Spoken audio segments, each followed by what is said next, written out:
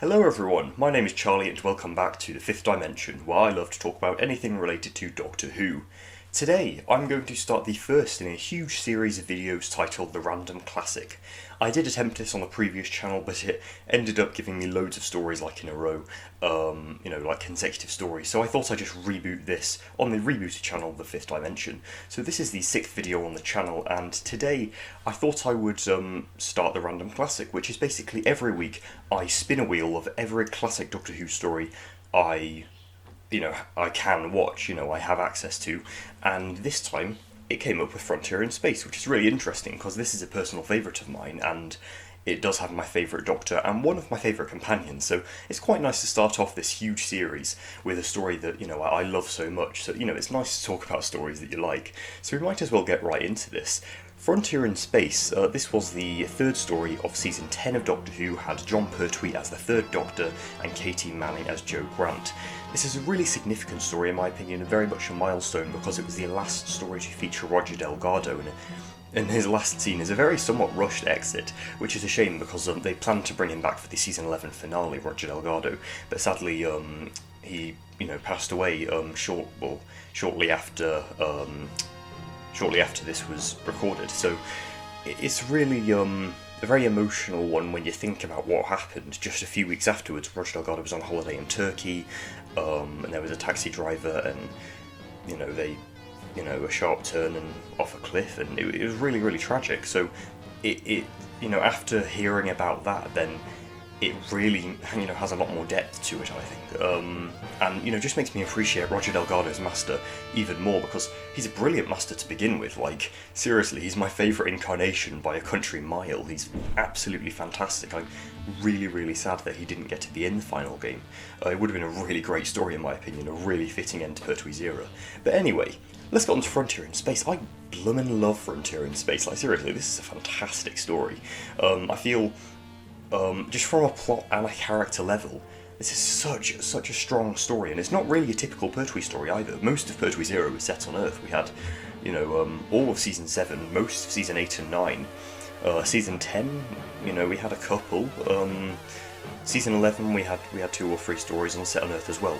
Most of Pertwee's stories were like very, military action Earth stories, because that's what it was. The Third Doctor was exiled to Earth, he was working with UNIT, but now with season 10 we see a bit of a shift, and now it's very much an imaginative, fun, spacefaring programme. And while maybe I think the Earthbound format suits John Pertwee's Doctor more, I feel he is on top form here. The Third Doctor is absolutely fantastic in this. I'm going to get onto the Third Doctor himself a bit later.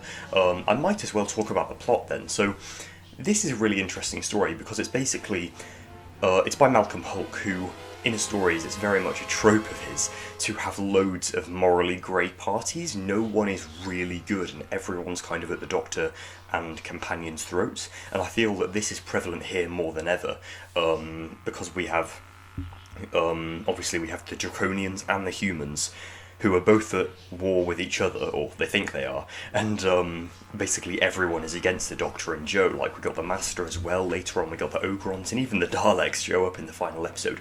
Everyone is just distrusting of the Doctor and Jo, and I think it's really fantastic to do that. It's just putting these, somewhat cheery characters into a very morally grey story. I feel it's just a really nice contrast between those.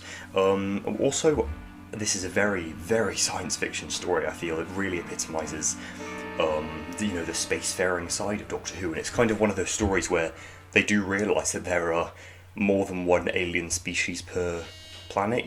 They do have wars between other aliens. It's not just humans versus aliens, or the Doctor and companion versus aliens. There's loads of them, and I feel it really explores that here as well. Like, it's very much like a space opera, very much inspired by things like Foundation and things like that, which I love. I really do love a good, epic science fiction space opera, very reminiscent of Star Wars, although on about 1/100th of the budget. Speaking of the budget, they did have a small budget, but it really, really works here. I feel, well, the small budget doesn't work. They made it work with the small budget they had. The model shots of the ships as well look really fantastic. Speaking of the ships, I feel it manages to convey such a big sense of world building, even on such a tiny budget. We only we do have quite a few sets. This is probably where lots of the budget went into this season, as well as the Three Doctors. But still, on such a small budget, they really realised this world of the two empires fighting. We have, we have the big, governmental building of the Earth Empire. We have the Emperor of Earth, played by Vera Fusek, who I think it was actually quite good how they had a female emperor, because obviously back in the day, it's not as, things weren't as progressive as they were today. So I feel it's quite good that they had that. That was quite ahead of its time, I think, which I liked. He was a good character as well. And then we obviously have that military leader there as well, Williams, who I feel it's quite nice to have a very bossy, commanding general character who doesn't just turn out to be that character, and he does actually have a bit of depth and personality, and he does end up going to the Doctor's side, somewhat reluctantly towards the end. We also have some scenes with, in a space prison. We have like this prison on the moon where the Doctor's sent to, and he plans an escape with this old man, and it's just really, really cool as well how, the story is just so epic and expansive. I feel I could waffle all day about how, amazing and epic and, wild this whole story is. It really is a rollercoaster ride. Speaking of that, people like to complain about the, the escape, prison, capture, prison, escape, capture, prison, escape. That's all the story is. But it works in such a way because in doing so, in having all of these prison scenes in, various prisons in different ships and on the moon as well, and even, on that big governmental building for the Earth Empire, I feel those scenes allow us to explore the characters more, which I just think it's a really nice device for doing that, because it's not just, sat there looking all, let's escape. There are some really, really nice character moments in here, especially, episode 4, we have, they're being held capturing the Master's ship, and the Master's just reading War of the Worlds by H.G. Wells while Jo pretends she's still talking to the Doctor, and the Doctor cuts the metal with the wire behind his back. I feel that was just such a fun scene. And okay, we might get onto the characters now. I've waffled enough about the plot. The characters, they're so good.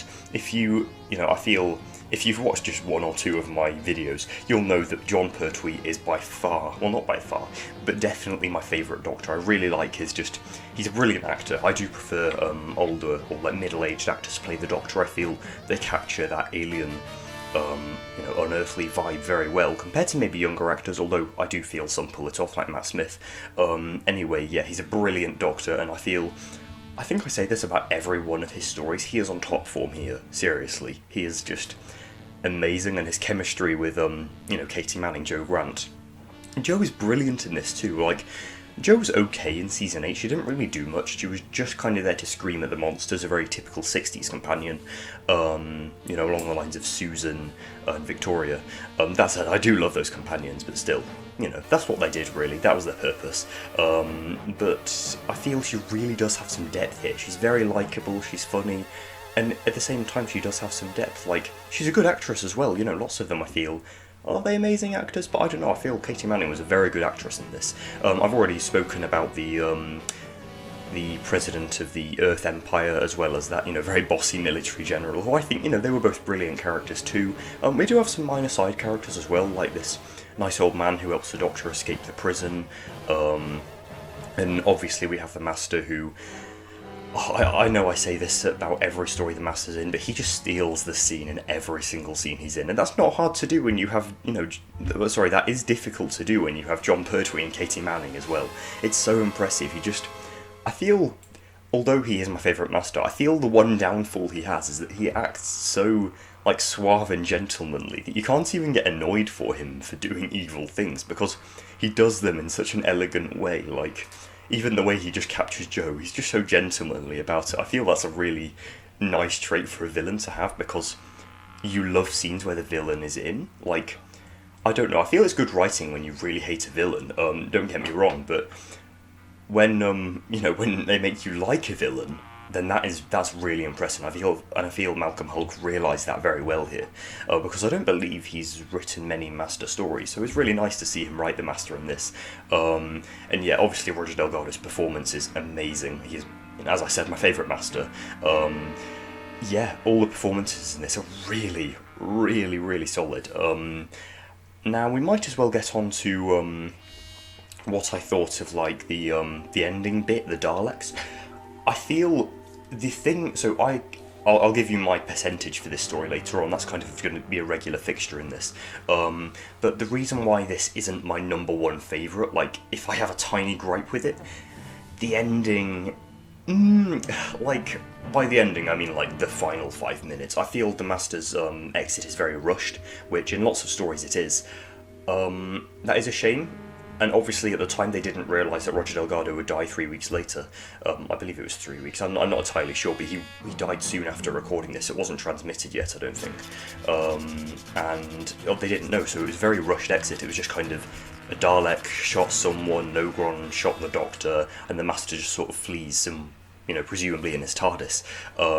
So that's that, and then we next see him in The Deadly Assassin. So that Master's exit is very, very rushed, as well as we don't get a resolution. Like, Earth doesn't really know that the Master and the Ogrons were, making the Earth see Draconians and the Draconians see humans. That was never resolved. Like, I don't know, I loved the plot, but at the end of the day it didn't have a proper resolution. It just sort of went to Planet of the Ogrons and that was that, They just sort of left the Earth and Draconian empires to sort themselves out, which, I don't know, I feel this could have done with an extra 1 or 2 episodes. Like, this would have been so good as an 8-parter. It already is so good, but my god, I would have loved an extra episode or 2, Which is weird, because lots of people say that this is a really dragged out one. Anyway, that brings me about to the end of this. I really enjoyed reviewing this. I feel sometimes I need like loads of notes to talk about a story because I forget what happens. I've watched this story 3 times and I do not forget this. This is one of the most memorable Doctor Who stories ever. Like sometimes when my grandparents down, I show them some classic Doctor Who because obviously they grew up with Hartnell, Trout and Pertwee.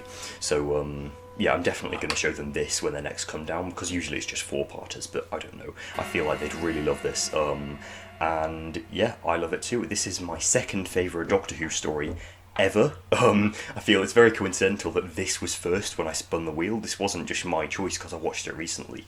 I spun the wheel, watched it, and now I'm reviewing it. So, overall, as a conclusion, I like to do like a 1-sentence review at the end, followed by a percentage score. So my 1-sentence review...